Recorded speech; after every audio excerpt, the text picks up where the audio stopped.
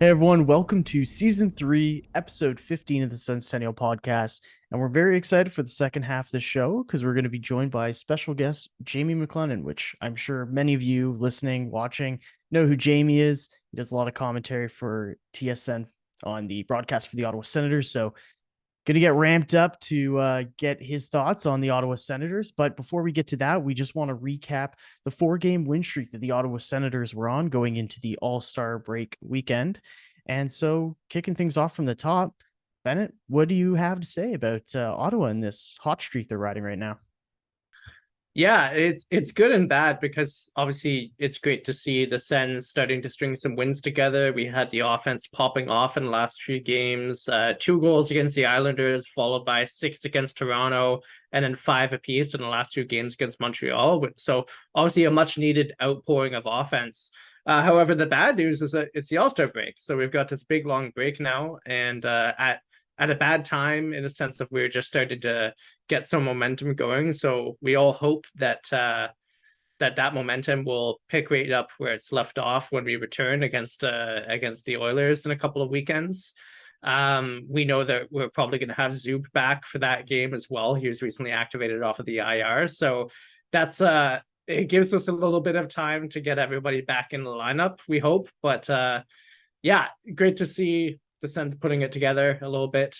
We hope that they'll land on their feet in a couple of weekends. Yeah, I was definitely happy that they were getting a break so that they could have time to get Artem Zub back. It's too bad that Josh Norris is out for the rest of the season. I feel like you get both those guys back after the All-Star break, it could really lead to a real run for that wild card spot. But other Matt, I'll get your thoughts. What do you think about this little 4-game heater? I think the word I'm looking for is hope. Something I didn't think I would be having right Yeah. around this time. Uh, and that's hope for the playoffs. We just rattled off four straight wins. Two of them were against some pretty good teams. I think Toronto is cream of the crop in the East, just below Boston, and then the Islanders I think are just an underperforming team that probably should be in the playoff picture.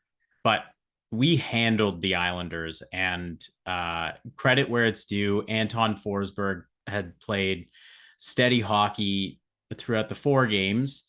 The most goals he allowed in one game was the four against the Habs, but the offense was firing on all cylinders, and now people are doing some number crunching, and if the Sens win 22 games, only lose 10 games, and four overtime or shootout losses, that could be the magic number of us going and punching a ticket into the playoffs.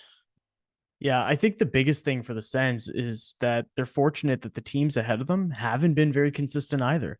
Even the Pittsburgh Penguins, I believe they're currently 6 points ahead of the Sens. They haven't been a consistent team this season. And it's too bad that Ottawa couldn't have like 2 points from each game against the Pens. They got the 2 points in the first game, but the Penguins also got a point there. And then, of course, we don't want to remember the second half of that home and away, but Yeah. um, all good. It would have really helped make up ground. But hey, you got to kind of bank on the Penguins losing a bit of a few games down the stretch. And I mean, Buffalo's kind of been inconsistent too. They've been dominant at times, and other times they've kind of fallen back on their heels. So I think if Ottawa can just do the best to control their own destiny, then you never know. I know that Pierre Dorion was talking about being a buyer before the deadline, and Bruce Garriock kind of confirmed that the Sens were hoping to potentially bring in a player or two before the deadline. So that'll be interesting. We'll talk about that with Jamie as well. But yeah, I don't know. It's at least nice to be in the conversation of potentially making the playoffs, and we're in February. We haven't had that in the last however many seasons, right? It's been forever. So to finally be like, hey, we got this hopium that we're on that we might be able to get into that playoff picture. I mean, that's a lot for us. So I mean, I'll take what I can get, and I'd rather be contending for playoffs than for first overall for what seems like the last 5-6 years. So um Yeah, I don't know if you guys have anything else you want to add on that before we get to our special guest, but if you do, take it Yeah. away. Well, one thing I just want to mention, and I know that you guys touched on this on a previous video, but Josh Norris being out for the season is so rough, and I feel so bad for the guy because he's missed basically the whole season, barring a few games at the very beginning and then a 3-game stint the other week. It's really tough, and it's tough for this team. I mean, he's supposed to be our first line center, and other people have had to fill those shoes, and some can do it better than others. But in the long term, I don't think that it's too often that you see guys miss the better part of a season and come back, as good as they were before. And I think it poses some quite serious question marks for the prospects of this team going forward.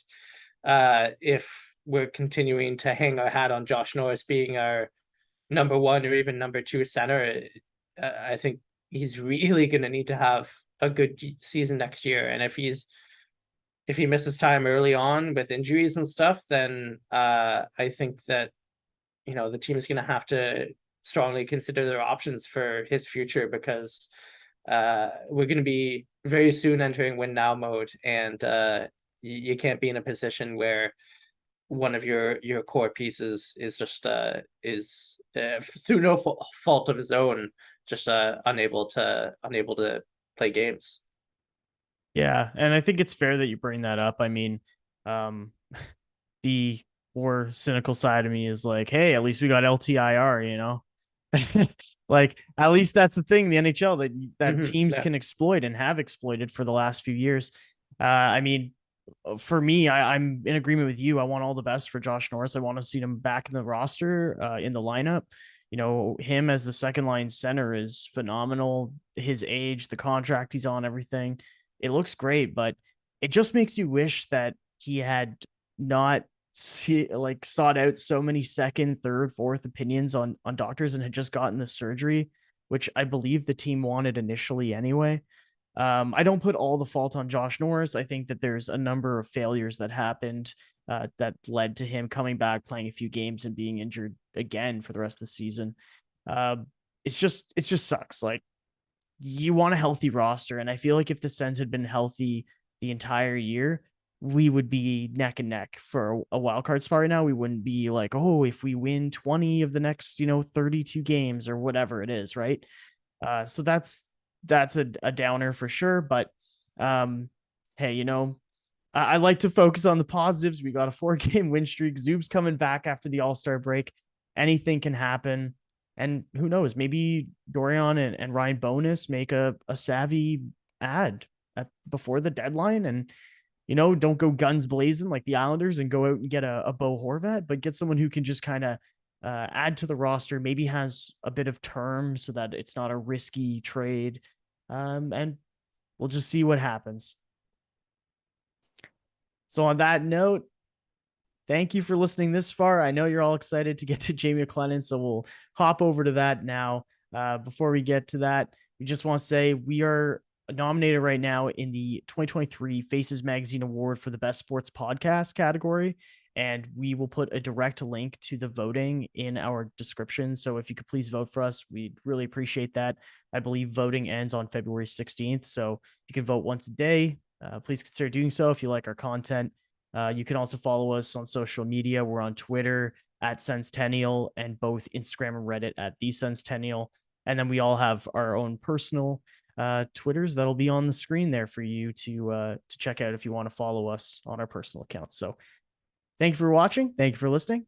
Let's get to that interview with Jamie McLennan.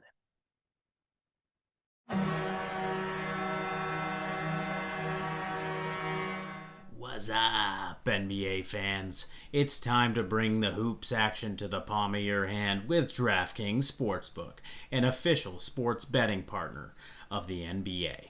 This week, new customers can bet $5 and win $200 in free bets instantly. Plus, for a limited time, all new and existing customers can get a no-sweat same-game parlay every day. Go to the DraftKings Sportsbook app today, opt in, and place a same-game parlay on any NBA game. And if it doesn't hit, you'll get a free bet back. I love the Raptors. Ride or die for them. Would not bet on them this year. So bet against them, make some money, makes your life a little easier. Download the app now and sign up with the code THPN. New customers can bet $5 on the NBA and get $200 in free bets instantly. Only at the DraftKings Sportsbook, an official sports betting partner of the NBA, with code THPN. Minimum age and eligibility restrictions apply. Void in Ohio. See show notes for details. This time of year, everyone's talking about making big changes, which is all well and good, but most of the time pretty unrealistic. I've actually found that the smallest changes to your routine can make the biggest impact. In the same way, you don't have to break the bank to make a big deal purchase. Even the smallest things can be a part of a big change if it's something you use every day. Like my Raycons. Raycon is a premium audio at the perfect price point so you can build great habits without breaking the bank. I think what's great about my Raycons is that I don't have to worry when they're in my ears and I'm working out if they're going to pop out. Whether you're looking for a pair of everyday earbuds, low latency gaming headphones, or a speaker with a battery that will last all night at your next party, Raycon's got you covered. And yep, Raycons start at half the price of other premium audio brands. So you don't even have to choose between products. You can get one of each, or a pair and a spare, and still pay less than you would with some of the other guys. I like the fact that my Raycons are good whenever I'm using them, and I never have to worry. Even if you know you'll love your Raycons as much as I do, Raycon wants to make sure you feel great about your purchase. They offer buy now, pay later options. Every purchase has an easy and free return guarantee. What I love about the Raycon is the earbud tap functions, the noise isolation, and I really love the water and sweat resistance. Ready to buy something small with a big impact? Go to buyraycon.com/THPN today to get 15% off your Raycon order. That's buyraycon.com/THPN to score 15% off. buyraycon.com/THPN.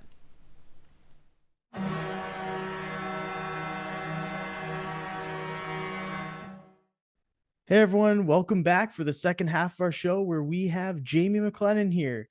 Jamie, we're very excited to have you on, so thanks for joining us tonight. No problem. Thanks for having me. Excited to be here. So first off, before we get to some Sens related questions, how's your week been so far? And are you getting a bit of a reprieve here now that the All-Star break's upon us? I wish I could say yes, but I've still got lots of shows, lots of the machine keeps going. So I've got radio, TV, and all of that fun stuff. And I'll be at the AHL All-Star game this weekend. Nice. So myself and John Abbott will be calling that.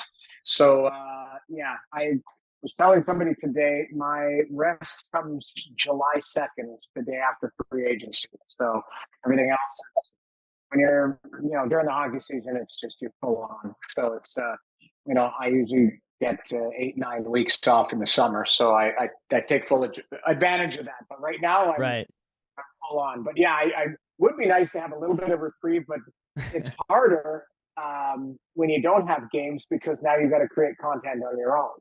So it's like, what should this team do? What should that team do instead of just reacting to games? So it's, it's all right. It's all good. And how long now have you been in the analysis and commentary game? So in media, this is my 12th year, I believe. And doing color commentating, I want to say 6 years, I think 6, 7, just in that range, 6 years. I think I started doing a couple Habs games on our property with a guy named Dave Randorf who does Tampa games now. He left TSN to do Tampa full time and then transitioned into Ottawa. So however long I've been with Ottawa for full time, kind of add a year on to that. So I think it's been maybe 5-6 years. So, but yeah, that was the color commentating. The other hockey analyst stuff has been right from day one. I was on TSN radio and all of the Sports Center and all that other fun stuff. That's Hockey started with a show called That's Hockey Tonight, and also the NHL Network used to before the national rights changed, when TSN still had the national rights. There was a show called That's Hockey Tonight, which was a highlight show at the end of the night, and I was on with Steve Cooley. And I do about 80 shows there. So honestly, that was years ago. Now that the national rights are with Sportsnet group, Rogers Group. So, but yeah, lots of shows, lots of I guess hockey analysis and all of that. I've been doing that for this is my 12th year, but the color commentating, just about half of that. Well, Jamie, I mean, once again, thanks so much for coming on, and I can pretty positively say for every Ottawa fan, we love having you on on TSN. So on the line of commentary, what have you found being the hardest part while you're doing commentary, and was there a large learning curve when you first began? Okay, so I mean, yes and no. The hardest part, I don't know if you saw 2 months ago, I got chopped in the face with a stick. I'm 51 years old. I'm getting too old for that SHIT. So, yeah, I mean, that's been the hardest part, honestly. Between the benches, I love it. You're right in the action. It feels like you're back playing again. But I've had 2 physical incidents. One was Boro in 2019 in early January, shot me over the head, and I was like concussed. I actually had a concussion. And that one, I mean, I grinded through. We ended up, the ironic part is the Boro concussion happened early January of 2019, and the team was going out to California for that week-long trip. And I went out to California and I wasn't, all feeling good. So I kind of just stayed in my hotel room the whole time. And this past time was just before the California trip again. And I got chopped in the eye or whatever, in the cheekbone. And my family, before that trip, we had decided I was going to take the kids out to Disneyland, I guess, before the trip. So here I am walking around Disneyland looking like a goon with this big black eye, and it was fine. But honestly, the toughest, I guess, getting back to your question, the transition and toughest part about it is just it's live TV, right? So I try and translate. If I'm in between the benches, I need a good sight line to try and see what develops, and if not, I have to use my monitors. So sometimes up top, you can see the play a little bit easier develop. But, I would say the easiest part about it is or the part I love about it is it's live, it's emotional. You're like, wow, what a great play. And if there's mistakes, breaking down that mistake. I think there's been a learning curve as to trying to translate what I see into words so that I'm not stepping on, if I work with John Abbott or if I work with Gord, but they're so good at their job, they'll leave me what's called holes. I can jump in there. Yeah. And kind of, the one thing that I think we take a lot of pride in is obviously, we're in the entertainment business. So I always try and have as much fun as possible. Like, I don't want it to be a stiff broadcast.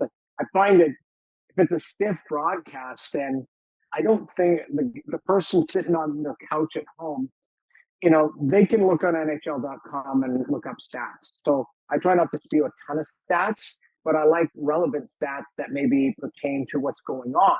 We tie in a little bit of that, but we're more in the entertainment business. So I want to talk about personal stories, or maybe, something that happens or something that's exciting that, I get excited about a kid, Jake Sanderson, but I have like a personal, I grew up with his parents, legitimately. I went to high school with his mom, Ellen, and Jeff and I played against each other, and we've been friends forever.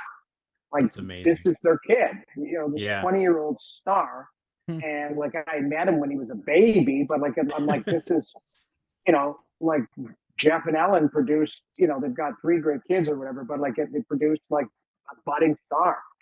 Ridley Gregg, I played junior with Ridley's dad, Mark. And like legitimately, Mark Gregg and I played for 3 years together with the Lethbridge Hurricanes. I was there the night that Ridley's dad and mom, so Mark and Cindy, met. We were out for dinner and like, so it's like it's like it's creepy for me because now I'm in a situation where it's like, that's Mark Gregg and Cindy, that's their son, and he's going to be a really good player. So there's been some great things, and come back to the transition to it. Are there plays where you see something and you're trying to decipher it? I want to be as clean as possible to somebody listening at home. The other night, who was it? So Zaitsev takes a shot, and I don't see it initially hit Giroux's hand. And so Giroux, like what a bomb by Zaitsev. And then, in the monitor after, you could see Giroux shaking his hand. I'm like, I think that caught a chunk of it. But I feel like, sometimes for the most part, I can get it on that first try. You're like, you see it cleanly, or I've got pretty good eyesight, so you point it out. But it's like I said, live TV, there are mistakes. You misspeak, like you make up for it. I had the other night on the broadcast, I feel like I made up a word, and then I started making fun of myself about the word. I'm like, that's not even a word, Gord, is it? And he's like, no, it's not a word. So, I think you try and have fun. You try and, I bring my knowledge, I played the game in a different era, but you try and learn as much as possible about today's game, today's player and stuff. So, it's always been a work in progress. I try to get better every time I'm out, but I have a lot of fun doing it. And I think I do a pretty good job, enough that I think fans enjoy kind of me having some fun doing it. Absolutely. I can say that we do. And speaking of, getting better every time and learning curves, the Sens are a team on the up, we hope, most of the time. It depends on the week. But, which Senators player would you say has surprised you the most this season? And we give you the leeway. It can be a positive surprise or a negative surprise. That's your call. Wow. Okay. So, I just talked about Jake Sanderson. I had no idea how good he was until I actually laid eyes on him. And I remember saying to a colleague of mine and a friend of mine, Jeff O'Neill, saying like, hey, and O-Dog played with Jeff Sanderson. And I said, Sandy's boy's like special. He's going to be a player. And, we've been tracking that. So there's been, I think, surprises like Claude Giroux. I knew how good he was. I'm really close with Chris Pronger. Prongs and him played. Prongs and I played together, and then Prongs and Giroux played together in Philly. So Chris had always talked about Claude's, skill set, his competitiveness, and that. But seeing it night in and night out, I want to say that I don't know if surprise is the right word, but that was pretty impressive. Like that has been pretty impressive what he's been doing, because he's the guy that. For me, he had the skill set and stuff, but like he's still doing it at 34 years old, 35 years old, just turned 35. Like, so that's a positive surprise. Negatively, Eric Brandstrom not scoring in 120 games, which is insane for a guy. Like, even if you look at him, the start of the year, I was like, this kid's skating. He looks more confident with the puck. I don't know where he's going to get as far as his ceiling in the National Hockey League. I know a lot of defensive coaches always say, like, give a guy 300 games in the league, and then you kind of know what the guys, especially defense, you kind of know what they are. But Branson's a really good skater. I think his effort level's good. I think he's grown, but I think he's got like 4 assists on the season. Like, it's something insane. That's where right. you're like, you're a skilled guy. You're a good skater. You're playing with a lot more confidence. Like, to me, by accident you score. By accident you get second assist. Like, and I know DJ or can an empty play netter, like empty netter, right? Like, so that would be kind of, I don't know if that's, I guess it's negative, but it's more just like under the category of like shockingly crazy stats.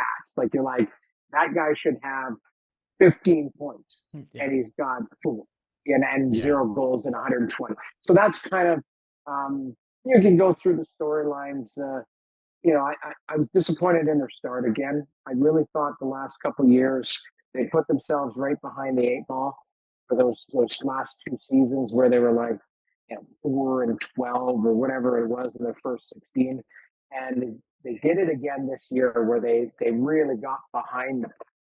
Where I felt if you could stay within the pack and then you continue to get your game going, um, then we'll see. And we've seen it recently. What are they, 6 points out of a playoff spot, and they've won 4 in a row. They're feeling pretty good. So that would be the negative. I really was disappointed with their start again. Positive side, like this Tim Stützle is a star, and he's just 20. So you're like, man, he's kind of scratching the surface. And now I'm sure you guys are the same way. You lay eyes on him when he's 18, and you're like, okay, he's got something, but let's just see how he puts it together. And then by the time he's 20, you're like, man, he's gotten stronger, he's got more confident. He's not laying on the ice and, sometimes I felt like he would get a tap on the laces and he'd be laying on the ice or something like that. Now it's like he knows himself, he knows his physicality. And, to me, it's I still think he's just scratching the surface. Like, he's a superstar. So lots of good storylines, couple negative ones, sure. But I think they are, or I'm quite confident they're trending in the right direction. Put it that way. Now, I'm going to ask you, before I get to the next question, I want you to make a bold prediction here. Do you think that Tim Stützle is on a similar trajectory as fellow countryman Leon Draisaitl?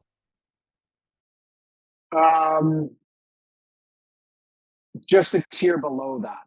And the reason I think there's times where Draisaitl has been the best player in the world, as far as and I mean, with all due respect to McDavid, who's on another planet, but the way that Draisaitl plays the game, he engages physicality. So I don't know, Draisaitl's just bigger than Stutzle. If Stutzle was physically the same size as Draisaitl, I could see it. But Draisaitl is just this, and I say this respectfully, this moose. He's just this big moose out there that goes, I'm going to turn my back on you. Come bounce off me. Now I'm going to make a play. Draisaitl can shoot the puck. Here's a guy who's won the Hart. He scores 50 every year. We don't talk enough about him. He's got 110 points in 70 games. You're like, yeah, you know what? McDavid got 130 or 125. So, that McDavid's freakishly special. I think Draisaitl's special. I think that's a layer above superstar, and I think that's where I think Stutzle's going to fall into that superstar category. Yeah, cool. Which is a very good place to be. Yeah. I'm not mad about that. Yeah. 32 teams want those guys, superstars, because not everyone's gone. Yeah. I'm sure the Rangers and Kings are both really wishing they took Timmy. But the question I had for you is, All-Star break is just about to pass us by. And then after that, we're going to be counting down the days till the trade deadline. And it's been made known and reported that the Ottawa Senators might actually be looking to add before the deadline. And I know they're 6 points out, so anything's possible. And the Isles just added Bo Horvat. So, hey, teams are looking to make moves and make that playoff push. And what do you think about that talk? And do you think that there's kind of a good move out there that makes sense for Ottawa before the deadline? There is, if the move comes with a player that has term or is under cost control. Because, and I've said this right from day one, I didn't think they were a playoff team this year, but I thought they were a team that was going to play meaningful games right down to the last game of the season. So if you're an 85 to 90 point team and the cut line's 92, 94, 95, I think in the East they're projecting 92, 93. Every game would be meaningful. And maybe you get a hot goaltender or a hot stretch and you make the playoffs. But progression each year is what I've been looking for. We just talked about Stutzle. Sanderson's going to get better. Shabbat is stabilized. Brady, Batherson. Like you look down the roster, it's unfortunate you lose your number one centerman, two games in.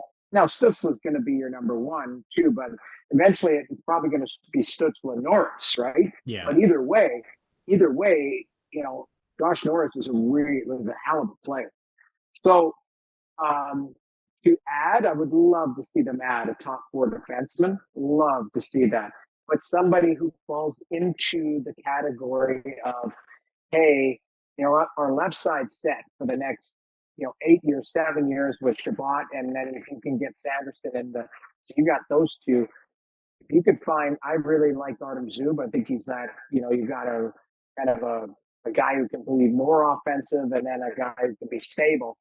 If you could find one more to play with Sanderson or one more to play with Shabbat, so a right-handed, this is a wish list, right? A top four guy, maybe it's a younger type Hamonic, a younger Hamonic who's under cost control, something like that, or another Artem Zub. Like I would love to see somebody like their top four take shape as to this is our defensive core for the next 5 to 6 years.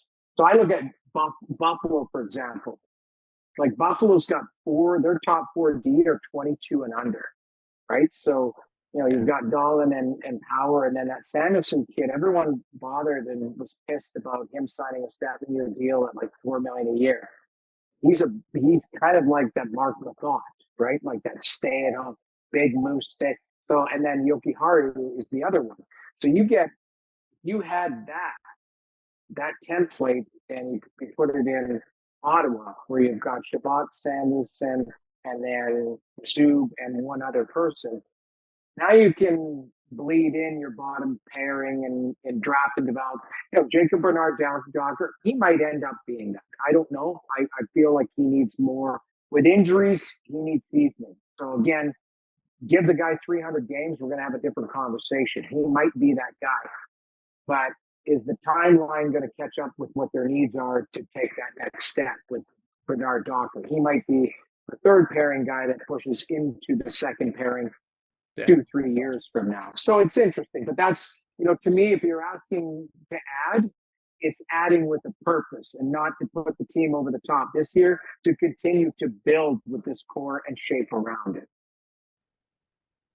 Yeah, I don't think you'll find any of us disagreeing. I think that's kind of been the talk around town too, is finding that perfect kind of top four fit. And, maybe that's one of the guys from LA, maybe it's somebody else, but hopefully that's something that they fill in the near future. It seems like LA's it seems like LA is going to be a player here at the deadline, and they've got a wealth of right-handed defensemen. So, we'll see how that one unfolds. This would all be made much easier if Artem Zub has like a brother or a cousin or something playing somewhere in Russia that we can just clone. Yeah. Jamie, you mentioned you've been commentary for going on 6 years now. So a lot of games you've covered in that span, I imagine. What would be the most memorable game that you've called so far in your off-ice career? Other than the injuries part, which negative memory. Hopefully memorable, not for the concussions you received, but for what actually happened, on the ice. Honestly, there's been some great ones. One that was kind of a unique one was the Chris Neal's last game. I was down, I think we were in New York, and it was just like it was, here's a guy who's a fan favorite, loved, and, kind of a throwback, or not even kind of, he was a throwback. And, there was buzz that this could be his last game and all that. I remember there being a conversation because I actually did the bench interview because I think we were in New York, and I give them a heads up, like I'm going to have to ask type of thing, like, if this is your last game, what will you remember? And I know he was kind of like, a little apprehensive, but he was such a great pro. And that one stood out for me just because it was, it was a real moment, like, hey, this is the guy who's had an awesome career. And if this is the end for it, I'm I'm a fly on the wall on it, just watching it or calling that game that night. Some great performances. Forsberg making, I don't know, 48 saves in Carolina, and that the team was really struggling. Some big wins being a part of. And again, it's weird because I'm not on the team, but you get, you're calling a game and the team's losing 4-1 halfway through the game, and you're like, oh, this is, tough to, for lack of better words, put lipstick on a pig. And all of a sudden they come back and win 5-4. And you're like, God, this is awesome. Yeah. Had one Chicago was on this heater. It was years ago, right early when I first started. Chicago was on this heater. They won like 24 points in 24 games, something crazy. Come into Ottawa, and the game was like 4-1 halfway through the game. Chicago's just chewing them alive. And then the Sens came back and beat them right at the end of the game. And it was just the building was just like electric, and like it was rare because the team was kind of still struggling. So we've seen a lively building recently, but in the last couple of years, it's a little less to cheer for, right? Like those games. So you're kind of like engaged in it. Like I was like, holy smokes, what a great game afterwards. Like my juices were flowing where, halfway through the game, I was kind of just trying to make it sound good for a guy, somebody who's laying on their couch going, man, this is a god, So there's been, the emotional Craig Anderson game, the Edmonton, I don't think I called it, but I think I called the next game. So we made a big deal about it. But being around this team, things like that, the real human part, those are the things that, kind of stood out for me. And getting to know the guys over the years. I kind of keep my distance from them. I try to give them as much room and as respect as possible. But, crossing paths, Bobby Ryan coming back and scoring the hat trick that night, I was in between the benches. And I thought it was pretty cool because he scored the third one and came, and he knew I was talking about him. And Bobby used to kind of like lock eyes with me and just give me like a wink. And I was like, oh, that's cool. And that was an emotional one, I think, for everybody in the building. Yeah. And it's hard when you know that emotions, like you want to make sure and have the proper call, like let it. I always, and this is learning from guys like Gord Miller and guys who've been in the business for 30 years, like you sometimes just let things breathe. You let the crowd, you want to hear the crowd. You don't want some jackass talking while the crowd is, cheering. So you're like, that one, he got a standing ovation, and I didn't say a word. I believe I just wanted to kind of let it breathe. And I think Gord, or maybe it might have been Chris Comfort or Gord, I'm pretty sure it was Gord, just let it breathe. And then, then we start to talk afterwards. So that one was a really cool one, very memorable.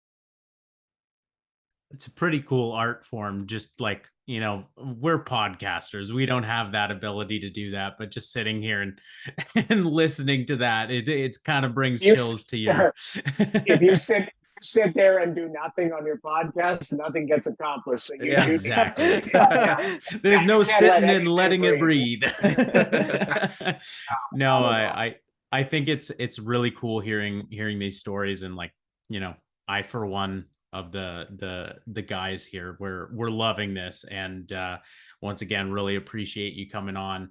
Lastly, we are a goalie friendly show. Jamie, I've been playing goalie since I was 13, and have been a huge gear nerd since then. And with the evolution of the position through technique and equipment, is there an era that you would have preferred to have played in, including your own? I would like to play in today's era where the gear is just so much, like, so advanced. Like, I look at guys now, and they're wearing their pads on top of the boot. I look at the skates. Yeah. The skates are they're like player skate, yeah. and I've got a pair from Bauer, gave me a pair of pads, or set of pads, and like I didn't have a clean butterfly, but like in this one, I have a clean butterfly. And I'm like, oh my God, like if I would have had a clean butterfly when I played, I might not have been a scrub, you never know, right? Like just stuff like that. I'll actually take you for a quick tour. This is my office that I show on TV, right? But I'll actually, Yeah. you want to talk about goalie nerd or whatever. So we built a house. We built a house about 4 years ago. Like I'm saying, just north of the airport in Toronto. Like my wife lives here, and I work out of here. But let me just hold on. Take it down. I have one room in the house where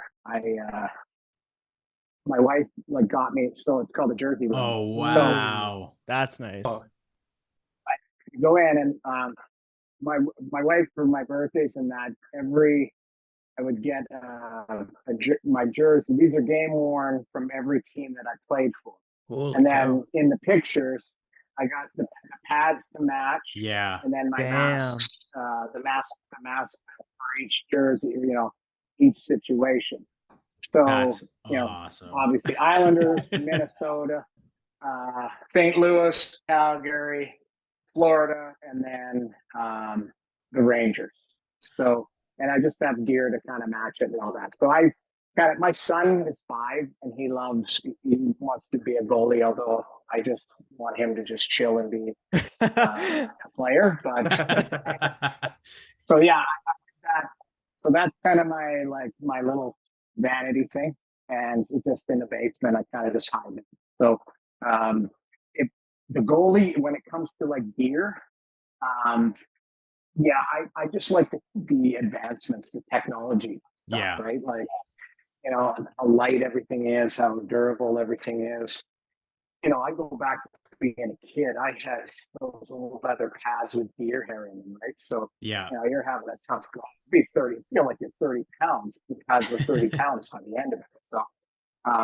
So anyways, it is kind of cool. But I would like to play in this era too. I think the biggest thing is technique too. Yeah. You see guys doing the reverse VH and like just feeling the post, sliding over, like everything is down and has like there's so much teaching and knowledge with goaltending. Like I look at goals that like sometimes, I'll do a show and they'll pull up an old goal of a guy scoring on me and I'm just like, how the hell am I staying on my feet? Why am I not, why am I doing this? Like, back then you were taught, right? You got to stay on your feet. You got to do this. You got to do that. Where, now it's like, oh, I wish I just had a clean butterfly. I wish I could do a VH on the post or steal this or paddle down. I learned paddle down right near the end of my career. Yeah. So it's just little details. So that's that's the goalie nerd in me, I guess. No, absolutely. And we had a podcast and where we were discussing, Talbot versus Forsberg's techniques. And I actually gave the guys a breakdown of RVH versus VH. And you don't really see the VH as much anymore. But Forsberg has been using it recently I thought that was interesting because I haven't seen that in years. Because what happened is I there's a goalie seminar in the summers. I don't know if you the website Goalie Guild, Justin and all. Yeah. I used to go to their goalie seminars every summer, and I think they're fantastic. But I remember one of the head goaltending coaches from Finland and having a beer with them afterwards, and we were chatting, and it was interesting that he said a lot of save selections get overused. So he's like the reverse VH, it's the sexy save, but he goes, guys are doing it when they should be just doing the VH. They should be doing it. So, so he was saying like the pendulum will swing and will swing back where guys will make the correct selection. I look at a guy like Hellebuck who stays on his feet and holds his edges and plays up where, some goaltenders just go down and try and find the puck. So it's, it's very interesting to learn even the new goaltending field because I'm basically a rookie with that. I understand it. It's just, it's the thought process of what they're trying to accomplish now is so much different than what I was being taught when I was coming up and when I was playing. So it's always been a work in progress, but I love it. Absolutely. I mean, I'm glad I get to chit chat with a fellow goalie nerd. It's always, and one that played in the NHL. That's pretty cool too. Now, we do want to let you go, but out of my own curiosity, I have to ask, is there a favorite team of the ones you played for? And if you had the chance to play for any other team in the league, which team would it have been? Okay, so I mean, a couple different things. I can tell a quick story about everyone. The Islanders were my first. I was drafted by them, so that was really cool. I'm drafted in 1991 by a legendary organization. They were a dynasty in the 80s. My Yeah. coach was Al Arbor. My Yeah. GM was Bill Torrey. Like, these are Hall of Famers, right? You get there and Mike Bossy's walking around, Dennis Potvin's Wow. walking around. You're like, Yeah. man, it's cool, right? So that was really neat. Then I go to St. Louis, and St. Louis is a really hidden, unbelievable sports city. And within a couple of years, we win the President's Trophy. Like, I had my most actual success as a goaltender statistically in St. Louis. Like, I was part of the Jennings Trophy. We won the President's Trophy. We were first place in the league. We were like an unbelievable team, but we never made it deep into the playoffs. We won the President's Trophy, lost in the first round that year to San Jose. So it happened. Then I go to a Canadian market, Calgary. Like, Calgary is actually, I'm sorry, from St. Louis, I went to Minnesota, the expansion situation. And you get rinsed every night because you're an expansion and you're a traditional expansion. But it was a great, like, you're starting from ground up, brand new building, a city, cities that are excited to have the hockey team back. So that was really cool. But that was tough because I went from a first place team to a last place team. And then I go to Calgary. I mean, I grew up in Edmonton. I played junior in Lethbridge, and Calgary's right in between. So I'm an Alberta boy. Perfect. Playing in the Canadian market was awesome. So I did 2 tours of duty in Calgary, and we had a lot of success. I was on that team that 04 went to the finals, but I got traded at the deadline. So, a lot of friends, a lot of great memories there. And then Florida was just cool because I grew my hair long and was driving an old Cadillac and Yeah. played with Roberto Luongo. Played 9 games that year, but it was just awesome, And then, I got traded to the New York Rangers, which is legendary's original 6 team. Only played 2 months there, but it's kind of cool, living. I played with the Islanders, and that was kind of on the island. But being a New York Ranger, it was. People loved the Rangers in New York, loved them. So that was kind of neat. So I had a taste of kind of all these different things, like a first place team, a Canadian team, an expansion team, an original 6 team, a team in South Florida. So you're getting a taste of the whole league. So I love them all for different reasons. And if there was one team I would love to play for now, dare I say Vegas, just because Vegas would be ridiculous. It's Vegas, and they're a good organization, good team. But you know what? I never had a problem playing for any of those 6 organizations as far as, liking my setting. It was more just, how things unfolded, whether we had a good team or maybe struggled a little bit depending on our setting. But I really, I cherish, put it the 17 years pro hockey I played because, I didn't have this Hall of Fame career, but I had a long one. I'm pretty proud of it, kind of in my own right. Awesome. Well, thanks. That's kind of cool to get the whole backstory there and see the jersey room. Love that. That was a cool experience. So, honestly, thank you so much for joining us tonight. This was a blast, and time kind of flew by. So we really appreciate that. All right. Well, thanks for having me, and we'll chat soon. Sounds good. And keep doing what you're doing on the broadcasts. I appreciate it. Thank you. Yeah, try. We'll have a lot of fun there. So be good. Awesome. Have a good night, Jamie. Thanks, Jamie. Okay. Take care, Thanks. guys. You bet. See ya. Take care.